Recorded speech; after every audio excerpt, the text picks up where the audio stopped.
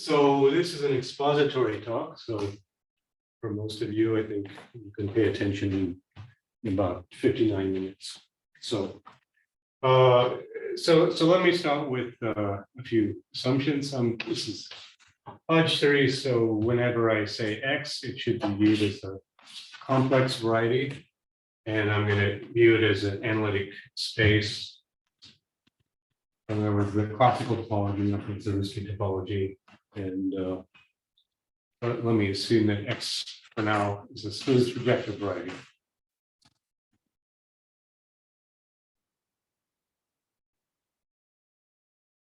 And then Hodge theory, I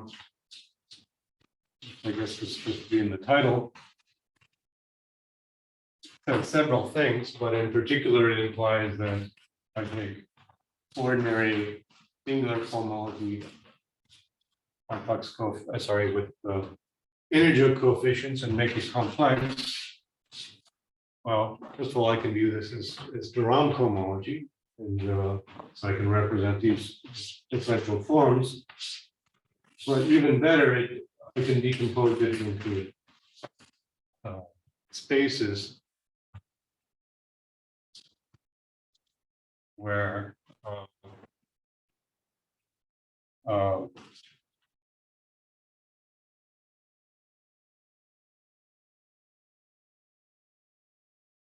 if I conjugate this to HPPs.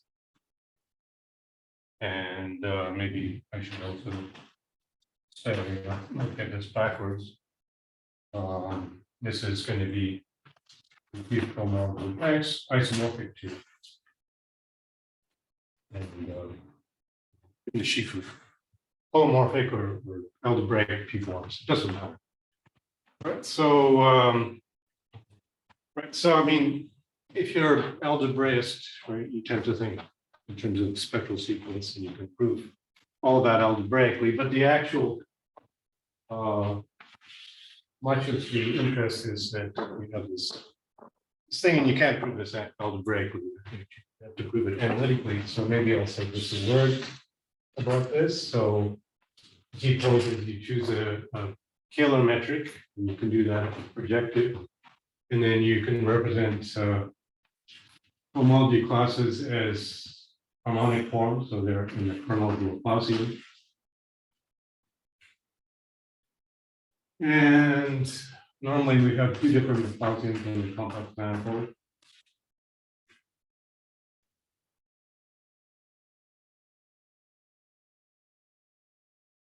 And this is the adjoint of that with respect to the metric.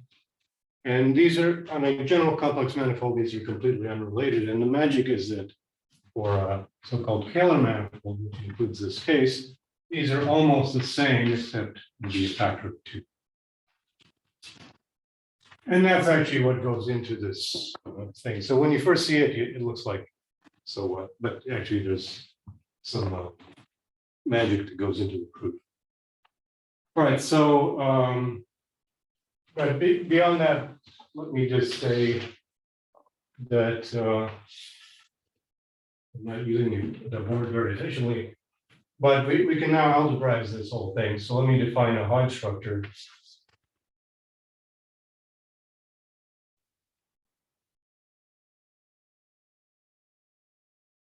And just to save time, I'll just work with Q as opposed to Z. So officially, I should say a rational Hodge structure, but just suppress it. It consists of a a rational vector space. Maybe I should delete I. This is a rational vector space. It's finite dimensional. And the bigrading after I complexify.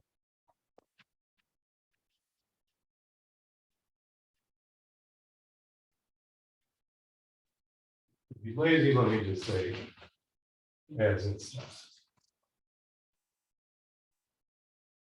So then you can make this into a category where a morphism is simply a map of Q vector spaces such that if I complexify, it preserves the bigrading. So maybe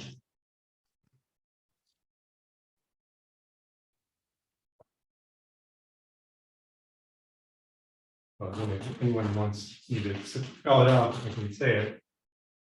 It's obvious.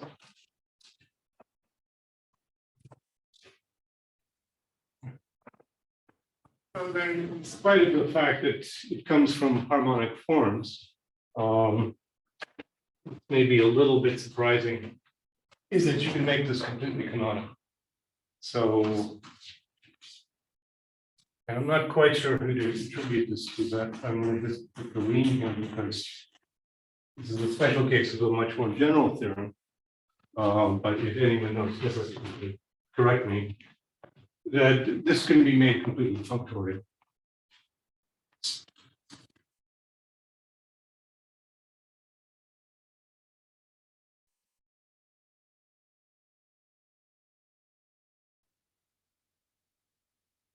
So I'm going to be a little bit lazy and simply use this.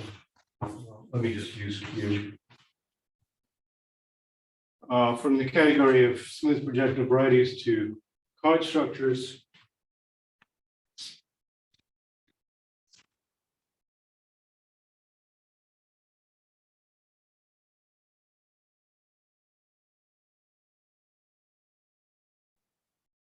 Such that the underlying vector space is exactly what the notation suggests.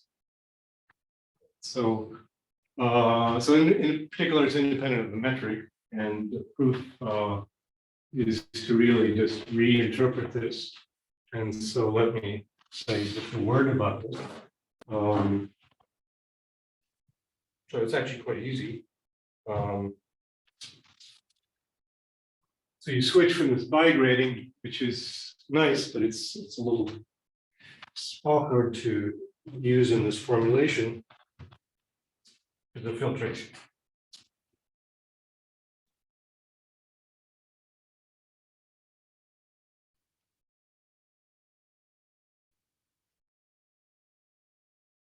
It's filtration, decreasing filtration, where I simply just say this one HPQ plus HP plus 1, P minus 1, etc. And so it's clear that this is determined by HPQ, but you can actually prove the other way. And if you want, if you're given FP, you can recover the bi-grading by this simple formula. And so then, if you want to understand why this is canonical, the structure is given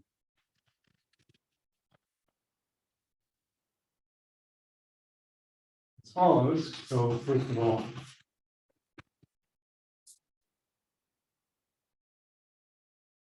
this can be identified with hypercohomology of the Durand complex. And here I mean it's holomorphic around the break Durand complex. And then it comes with a natural filtration where you just truncate.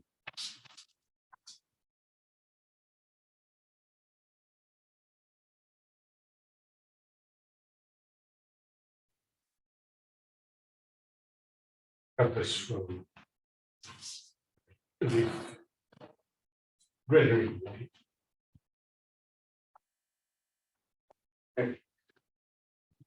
But I mean, behind the scenes, you still have to do this. So to verify it works, you still need to use an analytic story. Okay, so having said that, let me just say a few more words about the category of Hodge structures.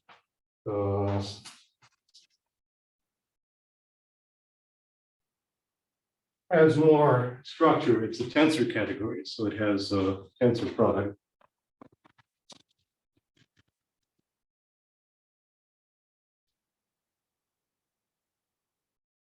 Internal law. Or if you like, it's a rigid tensor category.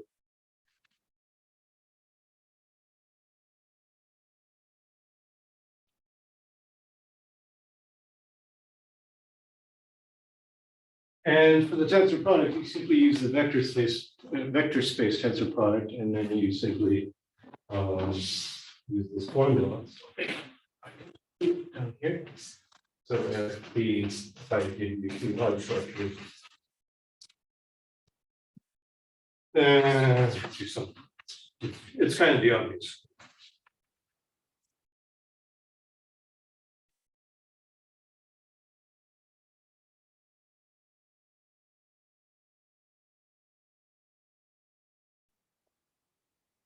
And I'll skip the description for this, but it's also kind of obvious if you think about it.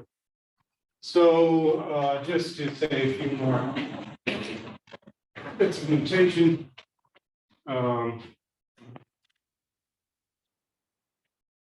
This is the Hodge theory part of the story.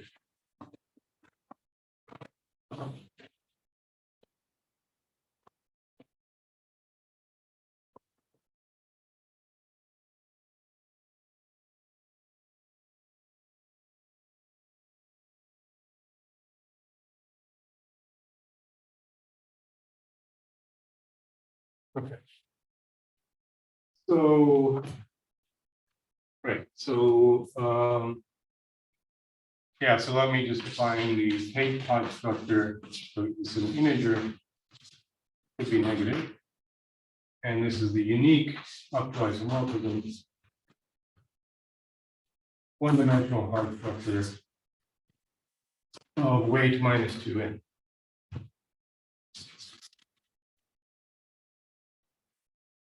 The sign looks a little strange, but it's just convenient. And again, some notation. If I just give you a Hodge structure, a twist is defined by the tensor product.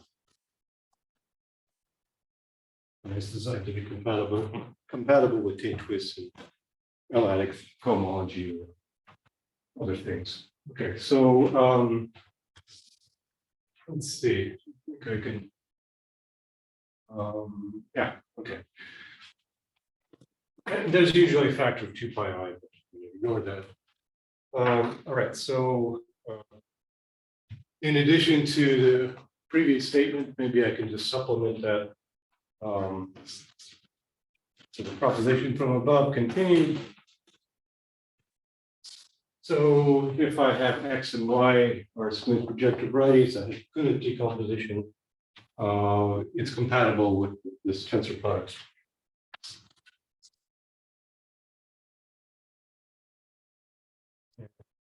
These are dealing with smooth projective varieties or manifolds, so that's one for duality.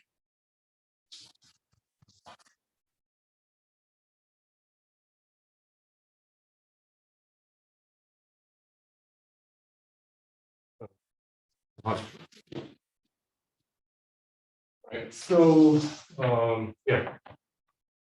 So in particular, I can define. So this statement above is functorial with respect to the pullback in cohomology, but by Poincare duality, I also have a push forward or Giesen map. So maybe I can say it that way. So forward. So if X, and let's give it a morphism of smooth projective varieties. Maybe I'll simply say that if I use symbols X and Y, they implicitly assume they're smooth and projective. Then I have a Giesen map.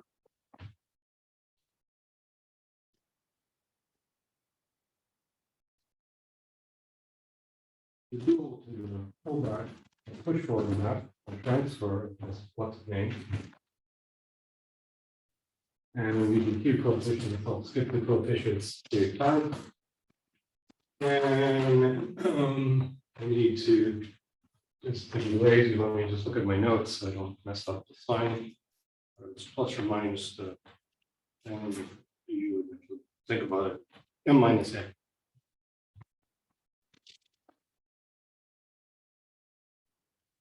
Where what or m and n, it should be the dimension of y.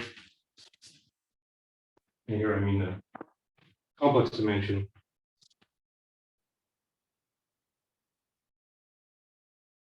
Sorry.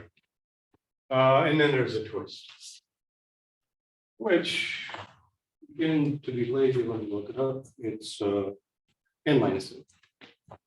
So this twist is It's the same twist you would see in a telephone model.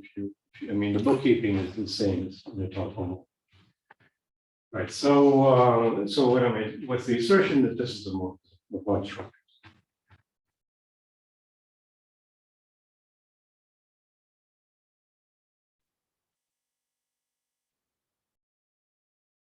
Incidentally, I probably should have been clear that if I think of this as Hodge structures of weight I. Isn't this just n minus m as well? Really? It's this n minus m, Oh, you think I got the sign wrong? and the weight shouldn't change, right? The weight should be the same, okay. Yeah. Okay. So if I want to individually indicate the weight, I'll put it here, but sometimes it's convenient just to lump everything together. Right.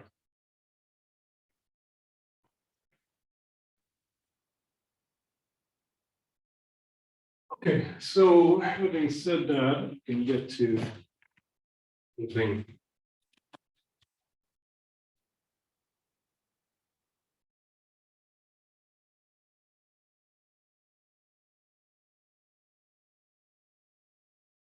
Actually, let's get rid of this.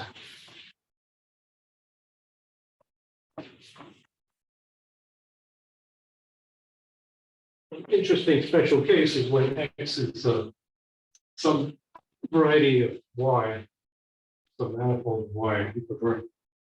And then this is so a special case.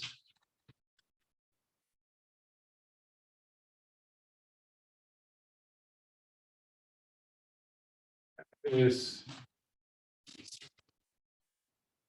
generically 1-to-1. So what I'm trying to say is that maybe the subright is singular, so X is really a desingularization of the subright.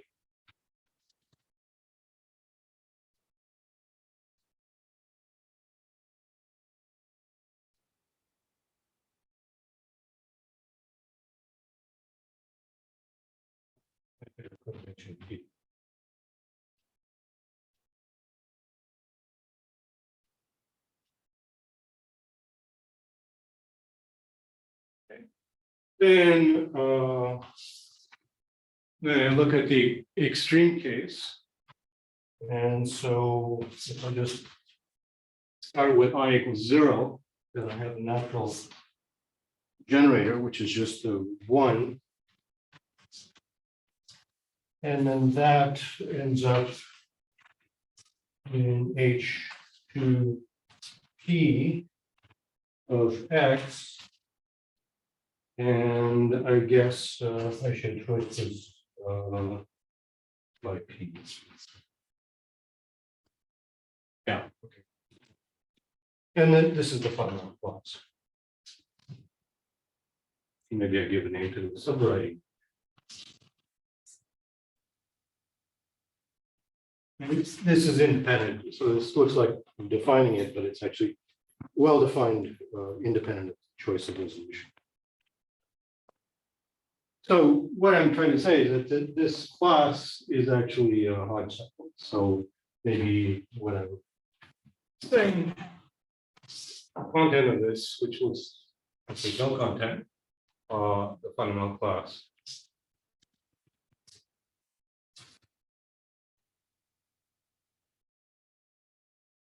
So let me spell it out.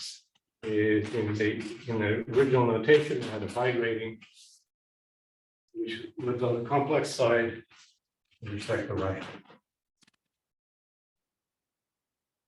Okay, now I can come to being this conjecture.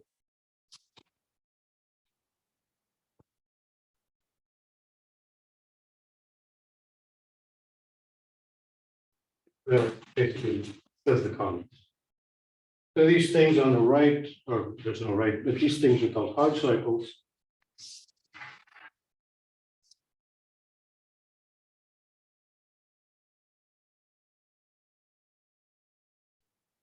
And then linear combinations of subvarieties like this, or fundamental classes of subvarieties, are called algebraic cycles. So Hodge cycles is for algebraic. So the X should be a smooth projective variety, and he's giving that.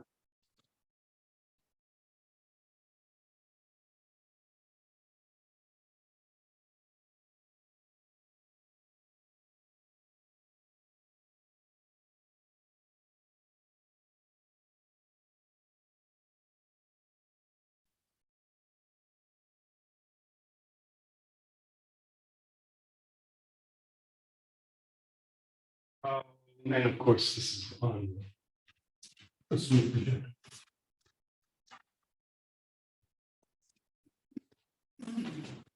Okay. Right, so maybe I'll just make a comment about this. So Hodge, when you can actually look at his ICM talk from 1950. It's a bit ambiguous what he meant. And it's not clear he meant Q, but he probably meant integers. And that's actually false. And then the Atiyah Hitzebrook in the 1960 paper indicated it's false. And ever since then, people use Q coefficients.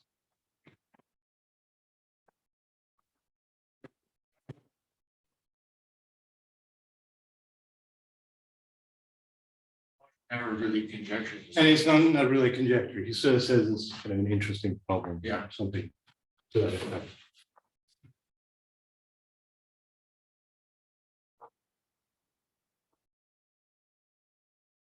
Okay. So of course, it's very open, very much open. Nevertheless, there are cases in which you can check it. And so that's the next part of the talk. In fact, the rest of the talk, how would you actually check it? Given that you have enough information. There's two problems. You need to figure out what the left side, you need to figure out what the right side is, and then compare.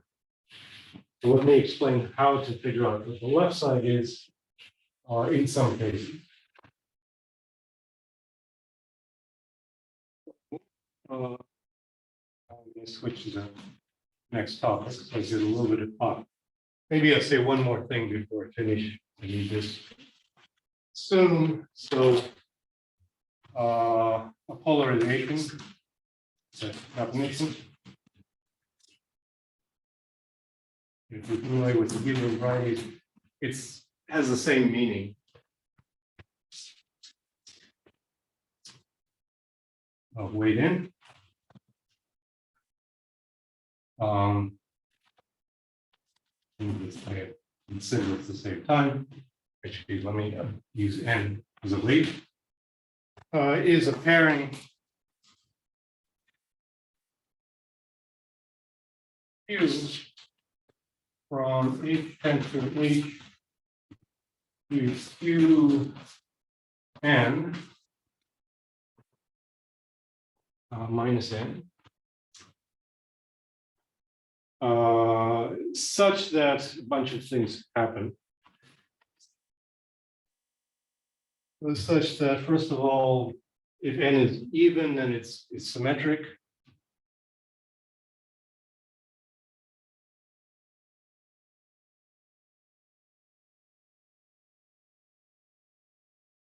If n is odd, it's skew symmetric.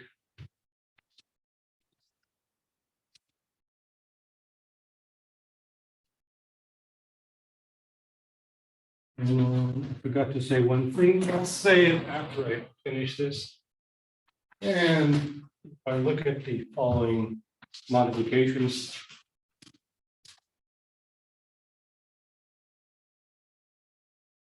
And one problem with this story is just to be explicit, I is also used as an index. Let me be explicit and write it the square root of -1. This thing, and I didn't tell you what H is positive definite Hermitian form.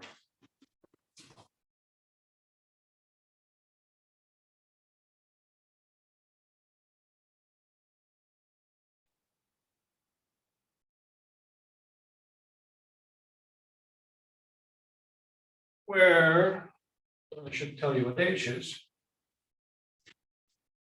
H is a map from the unit circle. So this is the unit circle complex plane to DL of HR. And when I mean say HR, maybe I should be explicit, I just mean H tensor R. And likewise, if I use HC, I mean that. Where I should tell you what that is, where P in U1 acts on HQ by multiplication by 2 to the P minus Q. So it looks like some, funny linear algebra construction, and it is. But the key point is that this action actually determines the bigrading, and that's also easy exercise. So it's a convenient way to encode the bigrading in terms of sort of group theoretic data. And then that's what goes here. And this is sometimes called the Bayo. In case you've seen it somewhere else. And so this is what I'm writing here is sometimes called the Hodge union, bilinear relations. Okay, so why come up with this crazy thing? So first of all, the key fact is that any example that comes from geometry,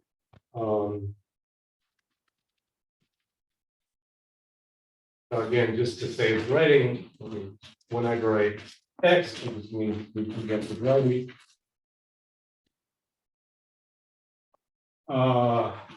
Carries a constant.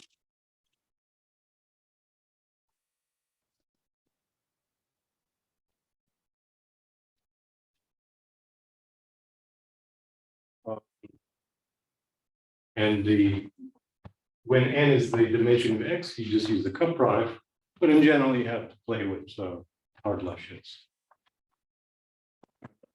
Completely obvious, you have to do something. All right, and then one reason why it's useful is easily stated for a billion varieties with the same proof work. And then use the same terminology of Planck rate reproducibility.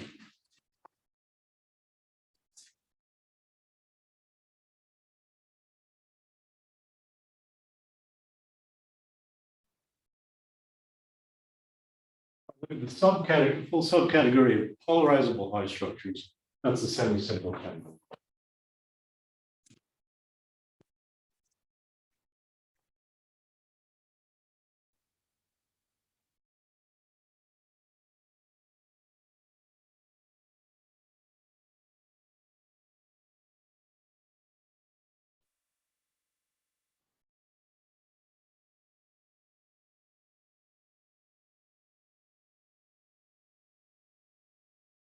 Everything can be decomposed into a direct sum of simple objects. Probably should have said it. I think I forgot to say this is the Abelian category. Some simple ones are clearly easier to understand. You given a polarizable, right? Is the polarization unique up to? No, that's the thing. So maybe I should have said this depends on an ample divisor. So it actually depends on the external. If you like to be more explicit, depends on an invariant projected. It's not.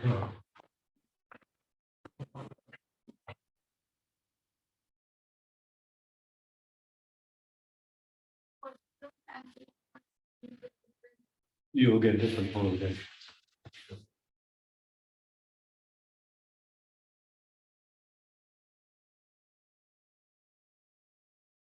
And the other thing of which I will write, I'll state said, is that if you're given a complex torus and you're wondering whether it's a really right,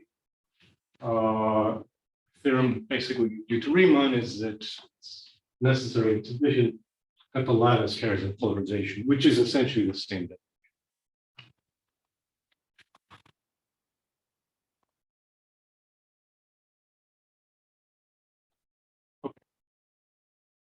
So, yeah, so now let's do Mumford-Tate groups. It's halfway through. I thought I would finish early, but I guess I won't. Okay. So I think I raised the statement of the Hodge conjecture, but the question you may ask is how would you actually verify it in an example? You need to compute what the Hodge cycles look like, and this is a technique for doing it. So, and one thing that's a little confusing is the Mumford-Tate group is not just one group, it's a family of closely related groups. I'm going to look at the smallest one. So let me fix the Hodge structure. And just to save time, let's assume that it's polarized. Maybe I need to wait. And so for the definition, it doesn't have to be polarizable. So I'll need it eventually. The special Mumford-Tate group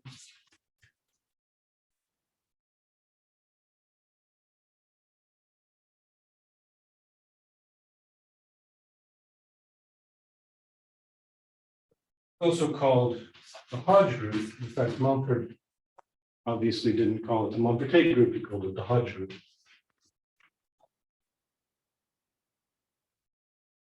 Well, H is smallest. And maybe I should give a notation for it. So you can see this, if you're virtually looking at this. So FNP of H. This is the smallest Q algebraic group.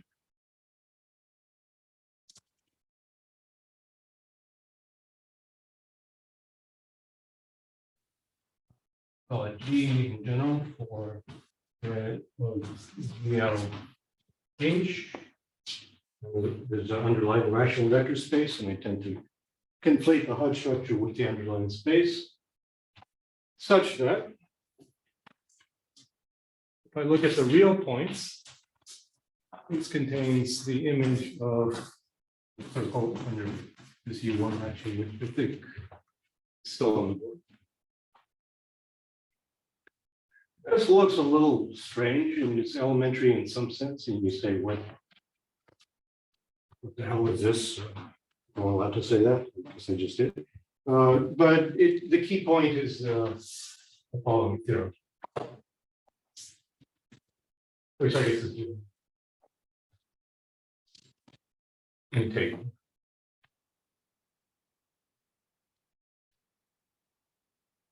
Right, so with these assumptions, which I won't repeat,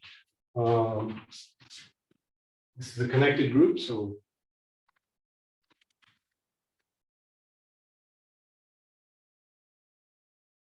connected. So maybe I should add, I don't know if you can see, it's kind of dark here, so let me take it out of the shadow. So let me fix the polarization.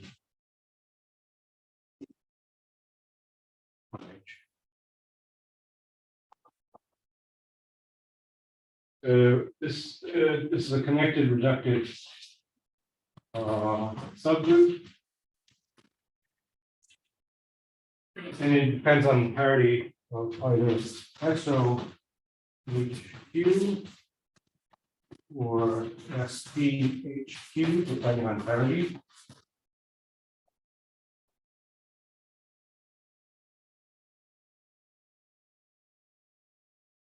Then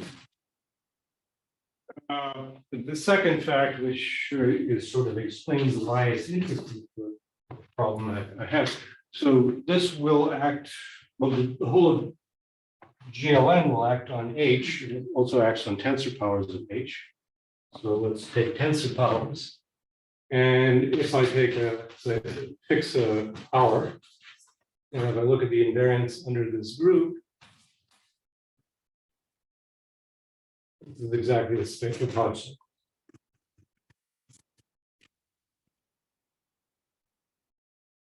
In there.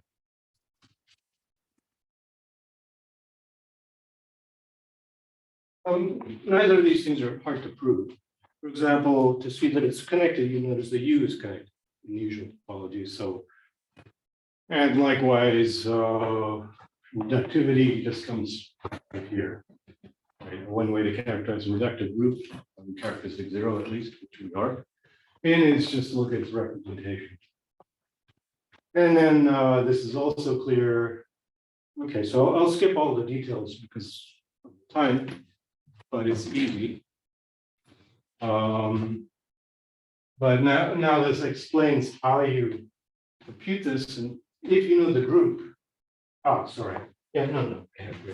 If I know the group and I know how it acts on this, if I can compute the invariance, then I have it. So the moral is that this construction reduces to a problem in invariant theory.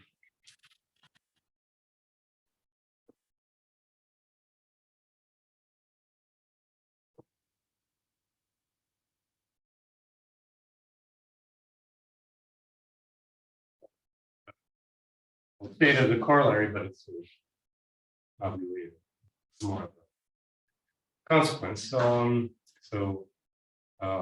SMT, knowledge of SMT reduces Hodge cycles, competing Hodge cycles.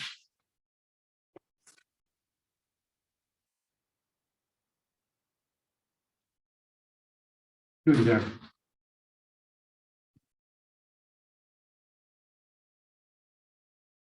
Of course, this depends on knowing what the group is, provided you know what the group is. Right, and that's extremely useful in this example. The problem is, how do you know what the group is? And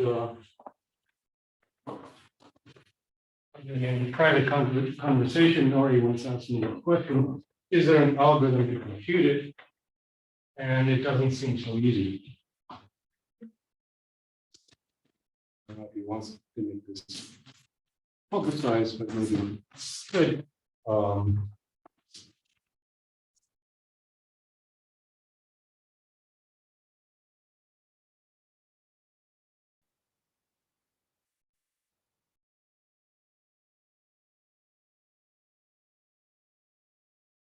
So you have to give H in a sufficiently explicit way, but let's say I do that, then can we compute this? Nevertheless, in some cases we can, and in generic cases you can use the whole proposition to lean.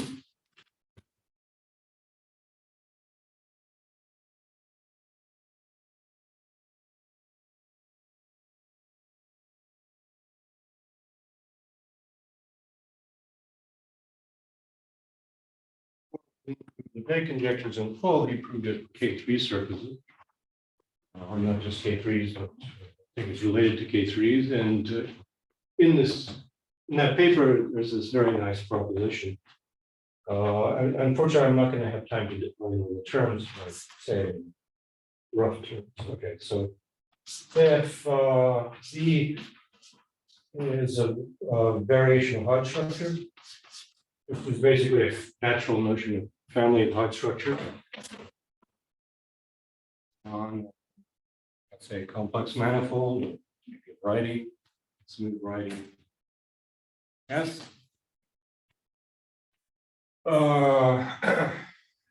Then the Mumford-Tate group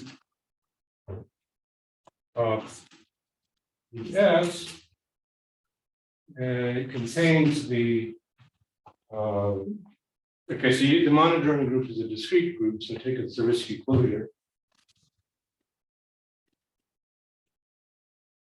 And it's maybe connected, so let's take the identity component of that. Let me finish writing it and say it.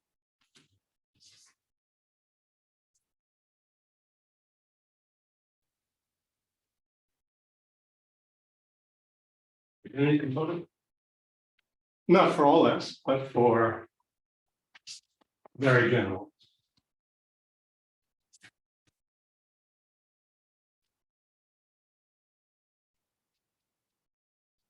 I mean, to say it, very general means that There are maybe exceptions, but the exceptions are small in the sense of the bare calculation. But most, yes, it's true.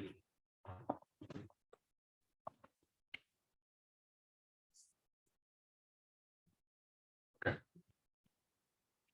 All right, so this is a great theorem. Sorry, I haven't defined all the terms, but maybe we can give you an application of this. So let me state it as a corollary. If A with very general in the same sense as here, abelian variety, maybe I should say fixed polarization and so on, but principally polarized abelian variety.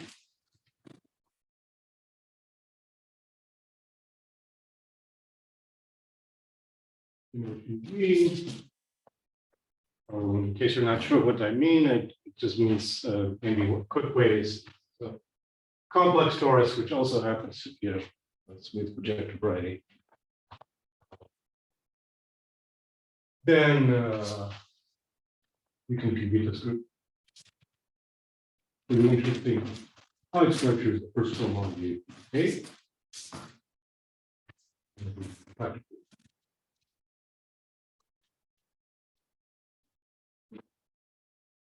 Proof.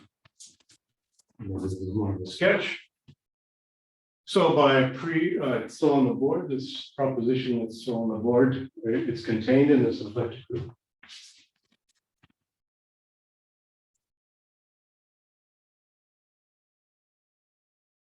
On the other hand, by this proposition contains a monodromy group, or more accurately contains the vertice closure of a monodromy group.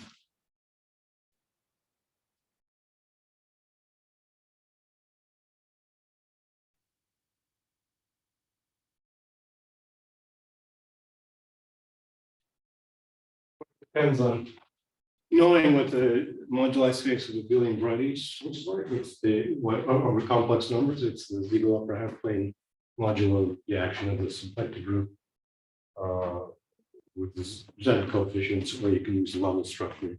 So then take a complement sum. In any case, this is also the symplectic.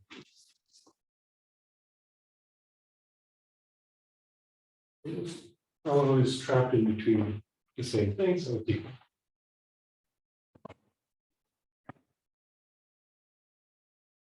As I said, there are a few cases where you can use tricks to compute this, which is nice. And let's just use getting close to the finish line. So, corollary. You to Mavic, I think. And I think this is the folklore. When in the 50s or 60s. I don't know exactly how he did it, but from this point of view, it's obvious. If A is as over there.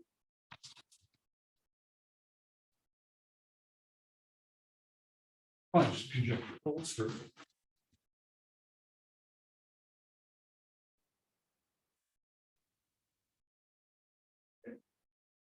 So now it's just a question of putting together these two facts, this and this, right? Plus, we know something about abelian varieties. So let me just give you a quick stretch. So the cohomology ring of the abelian variety is the exterior algebra on H1. H1 controls the whole thing. And if we want to compute Hodge cycles, then I should be looking at the invariance under the Tate group. I can use that to say I just look at invariance under this.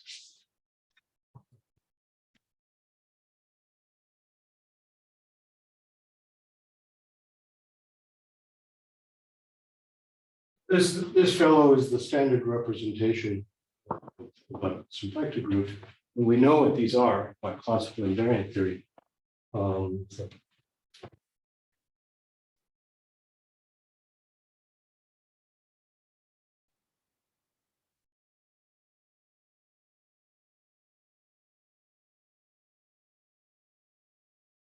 this is really vile,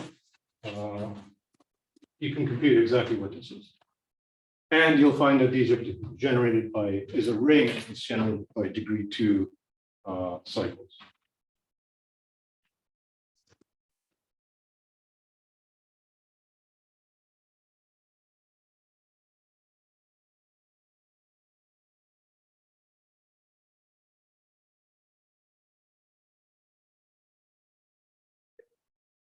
So I'm going to run out of time if I write everything, so we'll simply say it. But at this point, we know the Hodge conjecture in degree 2. This was the Leschetz 1-1 theorem. So in other words, degree 2 classes, Hodge cycles come from divisors. Generated as a ring means that, or these are basically products of divisor classes, so they're all QED. So you throw in the Leschetz 1-1 theorem, and then that implies composition. Whatever, we'll call it. Okay. So that's a simple application of this. And so it explains what I was trying to say, that if you actually can figure out what this group is, you really can go very far. Problem, of course, is figuring out what the group is. So let me, now I'm going to have to be a little faster. And so these are, in some sense, the elementary examples. Let's do a slightly less elementary example.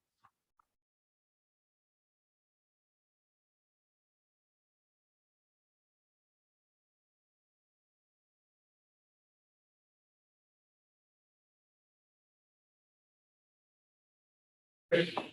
Well, the following theorem I think was really awkward, but we never wrote that proof. There's some literature that we knew this. Just didn't think it was worth writing down, so let me. Again, it's differently, maybe Mumford-Tate, those guys who didn't bother to write things they had to prove. If A is a two-dimensional abelian variety, abelian surface,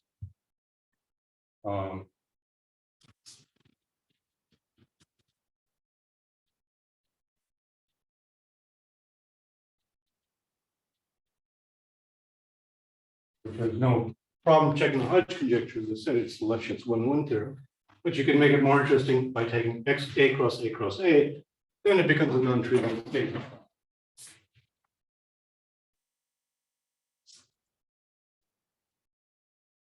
The Hodge conjecture is true for powers.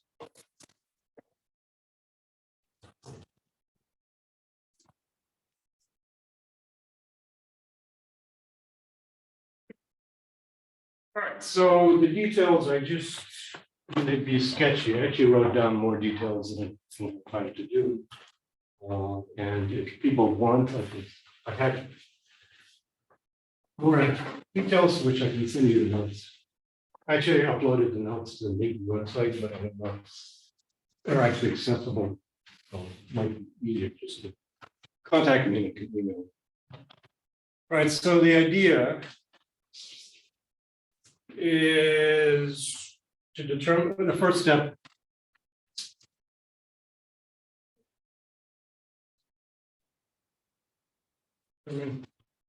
Is Mumford-Tate group, and this involves case by case.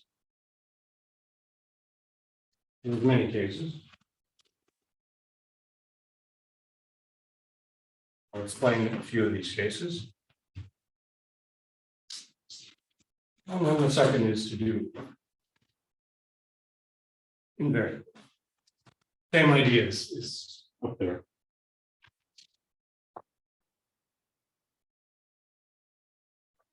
So unfortunately, there's lots of cases which I don't have time to spell out, but an example is A is isogenous to a product of liquid curves. And then there are subcases, suppose these curves are isogenous themselves, suppose they have complex multiplication and so on. So you break it down, but a typical case here is that these are the generic cases, that these are not isogenous to each other, and they don't have complex multiplication. You get FLTQ for both factors. And then there's very some cases, which we don't want to list. In the other case is the opposite is. So if you thought about abelian varieties, the Keene band is the Mumford algebra of A. You make it into a key vector space. This is a division algebra, which is finite over Q. It has a positive evolution. You can classify them in Albert. Again, you go through the Albert classification case by case, and there's various subcases. And then a typical case is if D is Q, which is one in several cases, then the group itself, which I'll just call G for now, it's the great writing, is SD. Q. And then maybe another case is it could be a totally real field, a totally real quadratic field.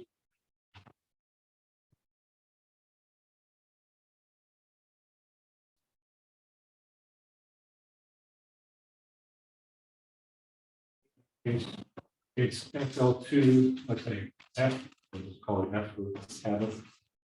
So technically it's an algebraic group over F, but I should just do a very restriction scalar. And then you run through the list and you just do some invariant theory calculations here, and then you check in each case everything's generated by divisor clauses. So in some cases, this strategy is successful. Okay.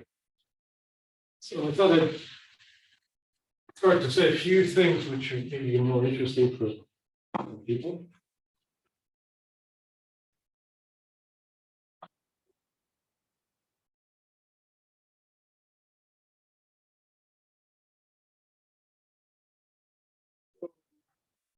Let's take the modular space of vector bundles of degree D and rank 2, rank R, and let's say D and R are coprime over a curve of genus 2.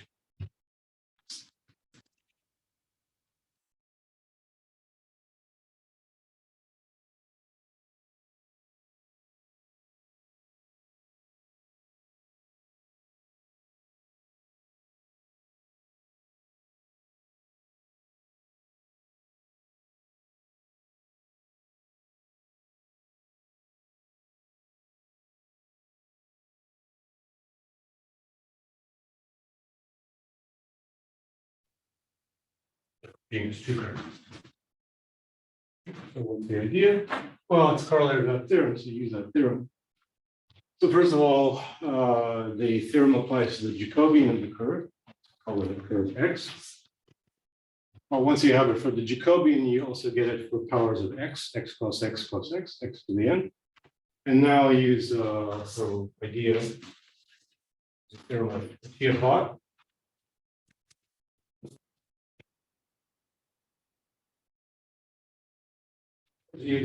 So in this case, it's a fine modular space. You have the universal vector bundles. You can form Chern classes of that, and you treat them as correspondences. So the Chern classes of the universal bundles you going to be extremely sloppy notations. We'll give you a map to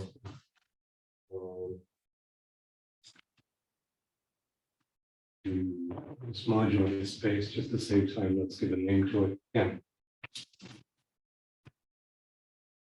And let's forget. And in this situation, you can reduce the Hodge conjecture to the statement that the statement follows from that theorem. Okay. All right, so you can push this a little further. Other examples.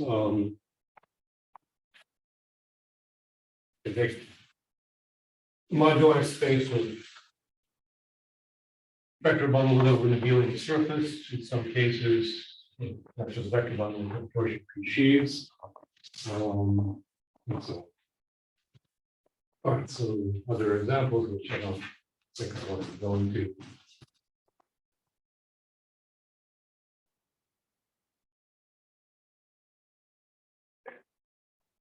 I just wanted to, this is maybe just because, well, I've been here a couple of weeks and I had time to think about some things. And it's kind of fun to actually talk about something different. So let's say S is K3 surface. I'm not sure. K3 surface, for example, smooth quartic in P3.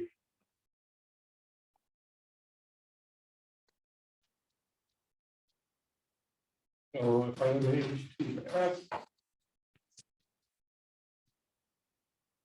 I can split it into the very group. And it's called Q perfect, so technically I should make this group.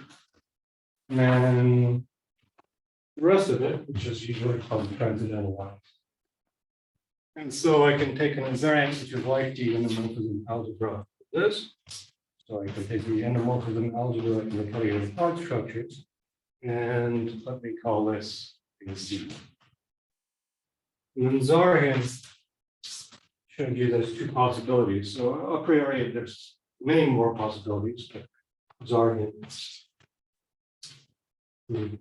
that is either totally unifield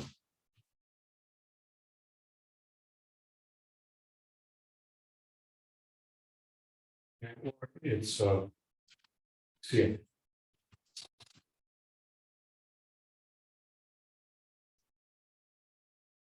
I'll call this case 1 or 2. And then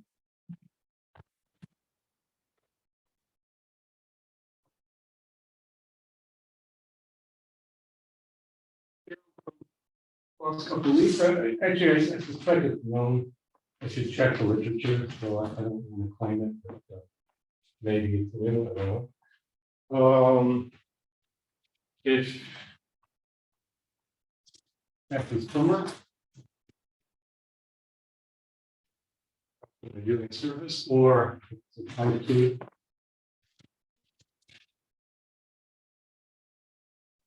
And the Picard number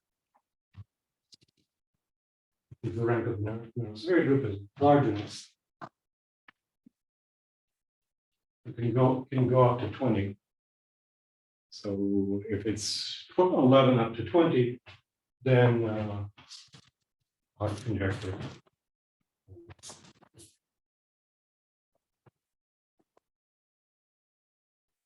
Yeah. Cool. In particular, and here I'm essentially out of time. You can get corollaries. It may be more interesting than the statement itself. This applies to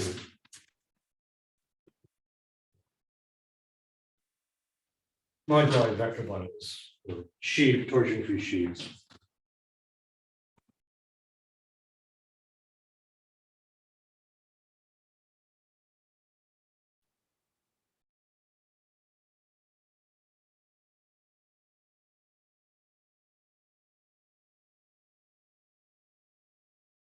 So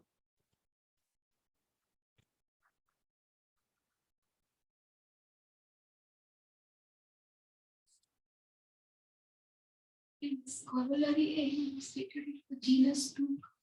yeah. I mean, right. So I'm being a little bit lazy. There are things so I'm just stating it for the genus 2 case, and it's true for macros modular or something. Other cases. True for any G. It I think Sebastian.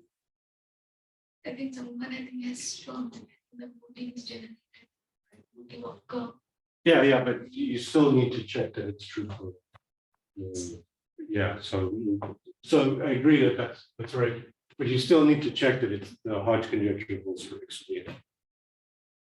So that's right, which is not so. I mean, it should be open even for genus 4. Because the Hodge conjecture is open for genus 4. Billion brains. Another question? What do we know about commercial surfaces of genus, of rank 8 and 10?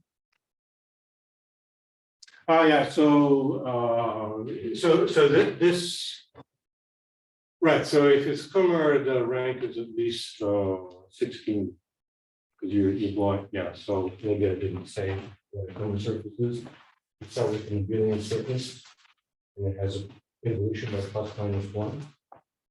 That's going to be singular, so you blow up the singular points, there's 16 of those.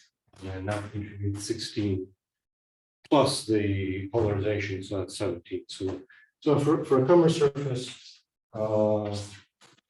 the Picard number should be at least 7. I guess that's. You got that's greater or equal to 11 over there. Misunderstanding? Okay, so good question, good catch. So you're saying that this is redundant? Yeah, yes. That makes the difference simpler. Yeah, okay. Any more questions? Corrections. Let's thank the speaker again.